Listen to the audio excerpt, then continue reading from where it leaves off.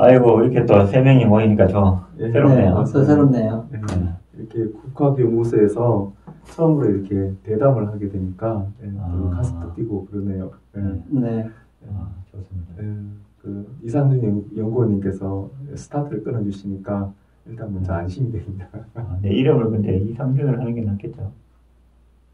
뭐, 이강민으로 하셔도 괜찮을 것 같은데요. 그냥 이상준을- 공식적으로 뭐라고 쓰실 건데요? 공식적으로는 내 논문이 이강민으로 돼 있어서 이강민으로 하는 게 나을 것 그렇게 되긴 같아요. 하네요. 공식적으로 이강민을 해야 되는 거네요. 네. 이거는 비공식으로 왜 촬영하는 거죠? 아니, 공식이죠. 네, 키울 거거든요. 이거 자. 그냥 다 넣어도 괜찮겠네요. 네, 그럼 이강민, 네, 이동우 오보와 세 사람의 유튜브 영상 첫 시작을 하는 걸로 하시죠. 네. 네, 같이 인사할까요? 반갑습니다. 네, 반갑습니다. 자, 네, 국학연구소에서 국학 3인방의 첫 유튜브 채널입니다. 네, 특히 오늘은 이강민 연구원님의 일본 신학과의 아지메 연구, 일본 신도신학과의 아줌매용. 네, 신격을 연구하는 연구 논문이 발표가 아주 따끈따끈하게 최근에 되었죠. 예. 네. 그래서 소감부터 한 말씀 듣는 것도 좋을 것 같은데. 소감보다도 우리 요즘 코로나 때문에 다들 재택 근무에다가 뭐 단축 근무에다가 한데 어떻게 잘 적응하고 계신가요? 네, 아유 좀 답답하긴 한데 그래도 이제 좀 지켜야 되지 않을까요? 다들 고생 많이 하고 있고 조금만 참으면 될 것 같아요, 우리 모두 다. 네. 한국이 특히나 잘하고 있습니다. 그게 이제 시간이 네. 이제 재택근무를 하다 보니 출근하는 시간이 좀 줄어들고, 그리고 또 이제 이런 전체 구조가 변화되는 게 참 새롭다는 느낌이 들어요. 근데 코로나로 인해서 우리가 진짜 생각지도 않았던 여러 가지 사회 시스템이 좀 변화해가는 기존의 어떤 시스템이 정치, 종교, 스포츠, 문화 모두 올스톱 되는 느낌? 그러면서도 뭔가 새로운 변화를 요구하는 그런 느낌이 좀 들던데. 예, 네, 맞아요. 어떻게 보면 이번 그 위기가 위대한 기회로 바뀔 수 있는 새로운 시스템이 제대로 정착할 수 있는 기회가 될 수도 있겠다 그런 생각도 많이 갔거든요.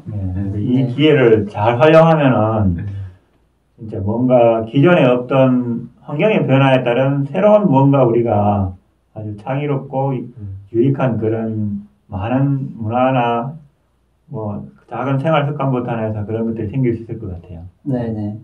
딱 그런 시기인 것 같아요. 맞아요. 그래서 코로나로 인해서 힘들고 또 이제 뭐 스페인만 해도 사망자가 1만 명이에요. 벌써 그렇게 됐죠. 그러니까 우리는 대한민국은 확진자가 1만 명인데 스페인은 사망자가 1만 명이에요. 그러니까요. 그러니까 이렇게 또 아픔을 겪으신 분들도 계시기 때문에 좋다라고 말할 수는 없겠지만 그럼에도 불구하고 지구 전체의 어떤 시스템의 변화가 만들어지는 큰 변화의 시기인 건 분명하다 이런 생각이 들어요.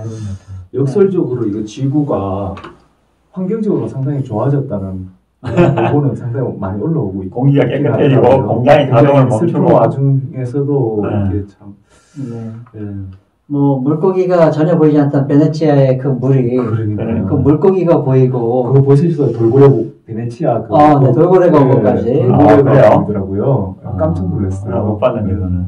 그러니까 그 물이 물고기가 안 보였는데 이제 돌고래까지 보이는 물로 바뀌었으니까 그러니까요. 참 이게 역설적인 것 같아요. 맞아요. 근데 기존에 우리 정치, 문화, 종교, 뭐 스포츠 이런 시스템들이 워낙 그 강해서 뭔가 새로운 변화를 하기에는 진짜 쉽지 않았는데 네네. 코로나의 이 충격의 강도와 범위가 워낙 광범위하고 사람들을 그냥 그 강도가 너무 크기 때문에 여기서 진정한 뭔가 새로운 문화의 변화가 일어날 수 있을 것 같은 그런 느낌이 조금씩 드는데 저만의 생각인지 모르겠습니다. 뭐 누구나 느끼는 것 같아요. 그리고 더군다나 이제 지금 이런 코로나 정국 속에서 뜨는 게 대한민국이잖아요. 그렇죠. 예. 그리고 대한민국의 그 홍익의 정신이 그리고 어떻게 보면 다들 공감하시는 것처럼 그 의료진도 그리고 소방관들도 네. 그리고 119 그 구급차 대원들도 네. 대구로 몰려가고 전국에서 네. 그렇게 자발적으로 봉사하는 이 모습이 네. 우리들도 그렇지만 전 세계에서 지금 감동을 주고 있으니까 그렇죠. 참 대단한 일인 것 같아요. 미국, 뭐 영국, 루마니아 할 거 없이 연일 우리 기사가 계속 특필되는 거 보니까 이게 네네. 자긍심이 많이 생기더라고요. 더. 네. 그러니까요. 누가 시켜서 하는 게 아닌데, 물론 정부에서 권장하는 건 있지만, 자가격리 하자든지, 뭐, 마스크 좀 조절하다, 권장하는 건 있지만, 국민들이 스스로 뭔가 이렇게 남을 배려하고, 좀 질서를 지키고, 그런 것들이, 그 다음에 의료진들을 위해서 뭐 봉사활동을 스스로 뭐 도시락을 싸서 갖는 그런 것들이 누가 시키지 않아도 뭔가 그런 것들이 있는 것 같아요, 뭔가. 이거는 자발적이죠. 맞아요. 네. 뭐 하라고 해서 할 수 있는 일이 아니에요. 네. 뭐 목숨 걸고 가야 되는 대구에 네. 그 맞아요. 위험하게 한참 확진자가 증가했던 그 시기에 네. 자발적으로 갔으니까 네. 이거는 하라고 해서 할 수 있는 게 아니죠. 오늘 그 의료진 중에 최초의 사망자가 네, 나왔잖아요. 네. 우리나라에서. 뭐 개인병원 원장이셨다고. 네. 네네. 그 이탈리아 같은 경우는 전 의료진의 10% 정도가 확진자로 판명이 돼가지고 거기는 난리가 아닌데 우리나라는 선방을 많이 했었죠. 그러니까 아침에 그 소식을 듣고 나도 모르게 가슴이 울렁이면서 눈물이 날라 하더라고요. 네. 정말 이렇게 온 마음을 다 바친 의료진께 진짜 감사하다 네. 이런 마음이 많이 생겼어요. 진짜 그분들이 이 하루 이틀도 아니고 장시간 그렇게 하는 게 참 쉽지 않을 텐데, 진짜 감사 마음이 진짜 드네요. 네네. 또 오늘이었나요? 모로코에서 교민 105명이 네. 우리나라로 들어왔는데 음. 그게 참 윈윈이라는 게 그런 것 같아요. 음. 모로코에서 위급한 상황에서 의료 장비를 한국에 요청을 했고 그리고 한국에 의료 장비를 가져오기 위해서 수송선이 오는데 한국 정부에서 모로코 정부에 거기에 있는 105명의 교민들 네. 그러니까 이제 파견된 코이카 봉사자들 그리고 여행객들 포함한 105명의 한국인들을 모로코라 그러면 아프리카 북쪽 그쪽이죠. 그저 네. 아프리카네. 스페인 네네. 건너편에. 네. 그래서 105명을 수송하는데 네. 비행기가 없으니까 네. 모로코에서 수송선이 올 때 네. 그분들을 태워서 우리에게 와서 네. 그 비행기에다가 의약품을 싣고 가는. 야. 이거는 정말 우리 외교의 승리인 것 같고. 네. 왜냐면 그 나라에서는 의약품이 급한데 그렇죠. 우리나라에서 지원을 해주겠다고 가슴이 한 것에 따뜻해지네. 그러니까요. 그리고 또 그렇게 비행기가 없는 와중에 네. 발이 묶인 교민들이 그렇죠. 그렇게 그렇죠. 외교적 승리에 의해서 네. 우리나라에 무사히 들어올 수 있었고 네. 그리고 또 모로코는 우리나라 정부에서 제공하는 의료 장비들을 또 그래서 또 지원을 받을 수 있고 초창기에 중국도 그랬었죠. 중국에서 우리 교문 데려올 때 그때 의료 마스크하고 이런 걸 많이 가져갔었죠. 싶고. 네. 그때는 훨씬 더 어려웠던 것 같고 네. 이번에도 어려웠지만 네. 외교적으로 우리 정부가 얼마나 위상이 높아졌는지 그러니까 이제 도착한 교민들이 대한민국 정부에 정말 감사하다. 네. 그러니까 이제 말씀처럼 정말 훈훈해지는 네. 야, 그런 소식인 것 같아요. 감동적인 것 같아요. 얘기만 들어서. 그러니까요. 근데 이게 모로코뿐만이 아니에요. 이탈리아에서 온 교민들도 그렇고 네. 진짜 전 세계에서 이게 이제 여행객들이나 그렇게 임시 거주 교민들은 거기에 있으면은 아무런 혜택을 받을 수가 없어요. 그러니까 아예 영주권이나 거기에 시민권이 있는 사람들이야 네. 그냥 그 나라 국민들이 되었으니까 상관이 없는데 그렇지 않은 여행 중이거나 혹은 임시 파견된 그런 이제 공관원들이라든가 이런 사람들은 거기서 받을 수 있는 혜택이 없기 때문에 어떻게든 데려고 와야 되거든요. 근데 환경이 어렵지만 우리 정부가 네. 최선을 다해서 노력해주는 모습이 보이니까 네. 참 감사한 일인 것 같아요. 네.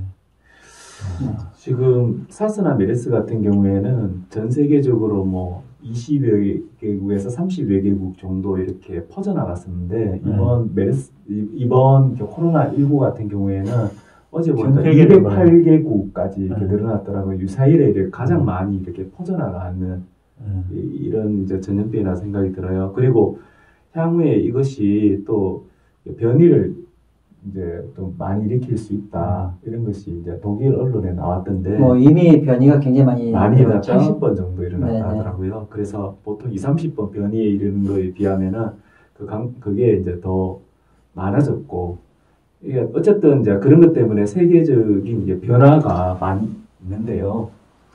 변화에서 우리가 그 변화 속에서 변화대로 흘러갈 것인가 아니면 어떤 것을 잡고 갈 것인가 하는 게 관건이라는 생각이 많이 들더라고요. 네. 뭘 잡고 가는 거죠? 중심 가치인 거죠. 아, 중심 가치를. 우리가 그렇죠. 그 가치가 하나 있으면 그 가치를 중심으로 다 같이 힘을 낼 수 있겠다 그런 생각이 들어요. 우리 지금 같이 대한민국의 모범 사례에서 이렇게 우리 세상에 알릴 때 그것이 바탕이 되는 정신이 무엇인가 그걸 찾아내는 이미 우리가 것이 지금 코로나 사태를 대하는 과정에서 이미 그런 가치가 네, 국민들의 어떤 행동 속에 이미 나타나긴 했는데 맞아요. 정확하게 그게 어디서 시작돼서 어떤 역사적 전통을 가지고 있는지 그 그렇죠. 뿌리가 뭔지 명확하게 정체가 들어가진 않은 것 같아요 아직까지. 맞아요. 그리고 네. 우리가 홍익이라고 할 수도 있고 뭐 자비라고도 할 수도 있고 사랑이라도 할 수도 있고 뭐 여러 가지로 나라 사랑이라 할 수 있고 여러 가지로 표현할 수 있겠지만 뭔가 근데 그게 역사적인 뿌리가 있긴 있을 거예요, 그죠? 그 우리는 북학에서 그거를 이제 홍익이라고 주로 얘기를 그렇죠. 하죠. 이게 보면은 나라가 위기에 처했을 때 백성들이 나 몰라라 하는 것이 아니라 네. 우리가 이제 몽고항쟁 때도 그렇고 금모기 운동 때도 그렇고 우리가 태안방도 유출 사건 때도 그렇고 국민들이 일개 국민이라고 생각할 수 있는 그 사람들이 모여가지고 예, 큰 희망을 우리가 만들어갔던 그런 모습이 이번에도 너무 많이 보이는데요. 그것의 힘이 무엇인가 찾아가는 것이 바로 국학이라 생각이 들거든요. 우리 연구에서 그걸 열심히 네. 찾아서 알려야 될 것 같아요. 그렇죠. 네. 네. 저는 이 책을 이렇게 읽으면서 너무 기분이 좋았습니다. 끝까지 이제 나도 모르게 끝까지 다 보게 되는데 네. 논문이 보통 이제 좀 읽다 보면 지루해서 좀 멈췄다가 이렇게 뭐 밥도 먹었다가 이렇게 읽는 경우가 솔직히 많았었는데 이번 같은 경우에는 그냥 쑥 읽혀지더라고요. 그래요. 솔직히 내가 일본에 대해서는 잘 몰라요. 네. 그런데 뭔가 이렇게 그냥 쓱 흘러간다 이런 느낌이 많이 들더라고요. 예. 그래가지고 이 시국에 왜 일본인가? 네. 그러니까 이제 지금 한일 관계가 문제가 되는 측면들도 많았고 작년서부터 네. 노조편 운동이 국민적으로 일어났었고 네. 그리고 또 이제 현재 또 이 코로나 사태에서도 일본이 보여준 것에 국민들이 분노하는 일들이 많았는데 그리고 이제 금방 좀 말씀하신 것처럼 우리 국민들이 이 위기를 극복하는 홍익에 그리고 어떤 우리 국민들만의 어떤 DNA 속에 피 속에 흐르는 무언가 있는데 근데 그것을 찾아 나가는데 왜 일본인가? 네, 첫 주제가 이제 일본이 되었어요. 그러게요. 저도 뜻밖이었어요. 그러니까요. 우리가 이제 왜 일본인가? 그러니까 이제 이것이 저는 이제 어떤 의미로 생각이 드냐면 일본이다 혹은 뭐 중국이다 혹은 뭐 어느 민족이다 부족이다 어떤 특정한 것을 이야기하는 주제는 다양할 수 있을 것 같아요. 경제가 됐건 사회가 됐건 다양할 수 있는데 특히 이제 우리 국학연구소에서 이야기하는 핵심은 일본이라는 것을 얘기하시는 더군다나 이렇게 이제 좀 논문을 쓰셨으니까 이런 논문을 통해서 그 고대에 일본의 그 정신의 혹은 신앙의 원형이 되는 그 원형의 모습을 통해서 우리 한민족과 일본과 동북아의 고대 중심 가치에 대한 이야기를 할 수 있는 그런 의미가 아닐까? 아, 예, 진짜. 네, 그런 생각이 들었어요. 좋은 얘기 말씀을 하셨는데.